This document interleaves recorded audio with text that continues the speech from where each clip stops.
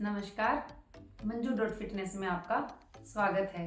दोस्तों, यह गरारे पर मेरी सेकंड वीडियो है। फर्स्ट वीडियो में मैंने आपको बताया था गरारे एक्चुअली होते क्या हैं, गरारे किस चीज़ के सबसे अच्छे होते हैं और कैसा पानी होना चाहिए, क्या सावधानियां बरतनी चाहिए।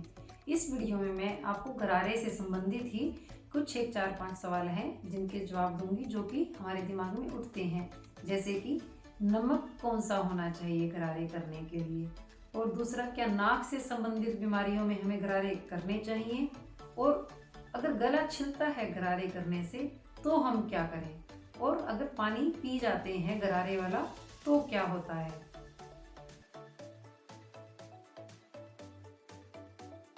फ्रेंड्स, सबसे पहला सवाल आता है कि हमें नमक कौन सा लेना चाहिए। फ्रेंड्स, दो तरह के नमक जो होते हैं, सी सॉल्ट है, रॉक सॉल्ट है और हमारा जो ब्लैक सॉल्ट है। सोडियम तीनों में ही होता है, इसी वजह से ही वो खारे होते हैं।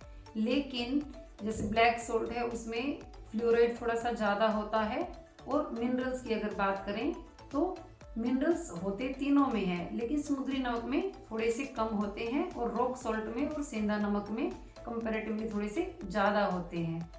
तो इसी वजह से ये आजकल प्रचलन इनका ज़्यादा हो रहा है। वैसे कोई ज़्यादा फर्क नहीं है, लेकिन जब हम गरारे करते हैं उस टाइम मिनरल्स हमारे शरीर के अंदर नहीं जाते हैं, वो सिर्फ हमें यहाँ गरारे करने हैं, तो उस वक्त मायने मिनरल्स नहीं रखते हैं। इम्प्योरिटीज सी सॉल्ट में सबसे कम होती हैं, समुद्री नमक में, उसमें दोनों में इम्प्योरिटीज रहती हैं क्योंकि वो ओरिजिनल फॉर्म में हमारे सामने आता है। तो इसीलिए गरारे करते हुए अगर वो इम्प्योरिटीज होती हैं तो कई बार इरिटेशन, खराश सा हमें लगता है।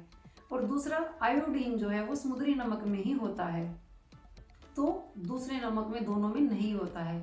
तो इससे कंक्लूजन यही निकलता है कि हमको सी सॉल्ट जो होता है, समुद्री नमक, प्लेन नमक, वही इस्तेमाल सबसे कॉमनली हमें करना चाहिए गरारे में। कर हम तीनों सकते हैं, साइड इफेक्ट उनका कुछ नहीं है, बस थोड़ा सा इम्प्योरिटीज का और आयोडीन का एक मैटर रहता है।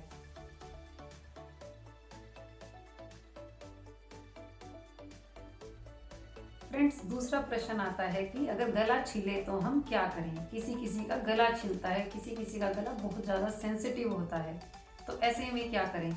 सबसे पहले तो उसे 4 चीज़ें चेक करनी चाहिए कि एक तो पानी ज़्यादा ठंडा या ज़्यादा गर्म तो नहीं है, या फिर जो चीज़ हमने उसमें ऐड की है, नमक या हल्दी, कुछ भी वटेवर, जो उसकी मात्रा बहुत ज़्यादा तो नहीं है, उसकी वजह से भी कई बार गला छिल जाता है। या फिर बहुत ज़्यादा देर तक गरारे तो नहीं किए हैं, या फिर जिसका गला सेंसिटिव है उसको थोड़ा सा ध्यान में रखना होता है कि बहुत दहाड़ दहाड़ के गरारे नहीं करने, हल्के हल्के से उसे गरारे करने चाहिए।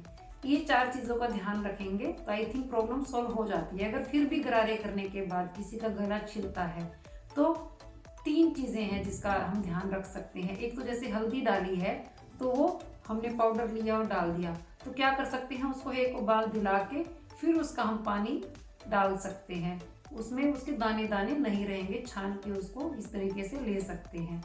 और दूसरा, गरारे करने की बजाय ऑप्शन ये है कि उसमें गले में थोड़ी सी देर, जितनी देर हम सांस रोक सकते हैं, टिका के यहाँ रखेंगे, थोड़ा इसकी सिकाई सफाई उसमें भी हो जाती है। तो प्रॉपर गार्गल की बजाय यहाँ थोड़ा सा देर टिका के रखेंगे एंड स्पिट कर देंगे। और थर्ड, अगर फिर भी हमने गरारे की और खराश जैसा हमें लग रहा है तो क्या कर सकते हैं कि ऑयल पुलिंग कर सकते हैं, किसी भी तेल की कर सकते हैं, तिल का तेल, सरसों का तेल, नारियल का तेल। तो अगर इन चीज पॉइंट्स का हम ध्यान रखेंगे तो गले छिलने वाली प्रॉब्लम भी हमारी सॉल्व हो जाएगी, या फिर वो छिलेगा ही नहीं।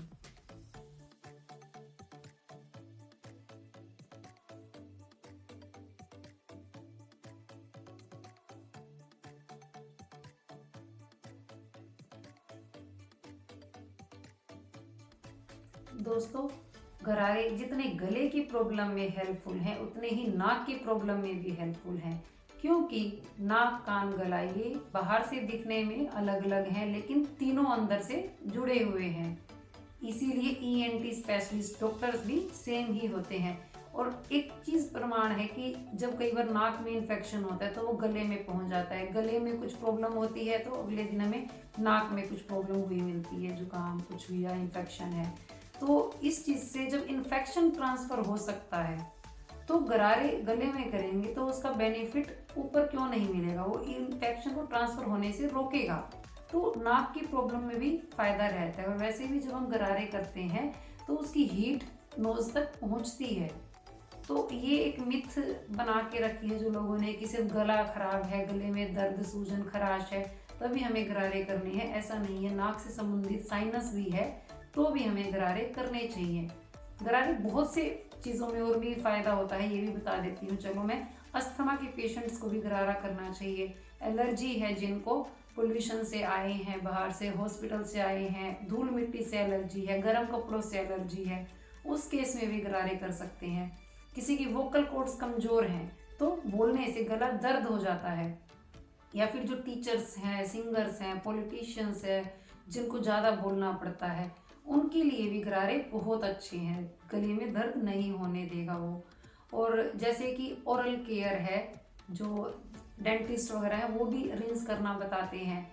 और माउथ में अगर अल्सर्स वगैरह हैं तब भी गरारे बहुत अच्छे हैं। टॉन्सिल्स में बहुत अच्छे हैं। तो गरारे बहुत अच्छे हैं, इनको हर बीमारी में हमें करना चाहिए।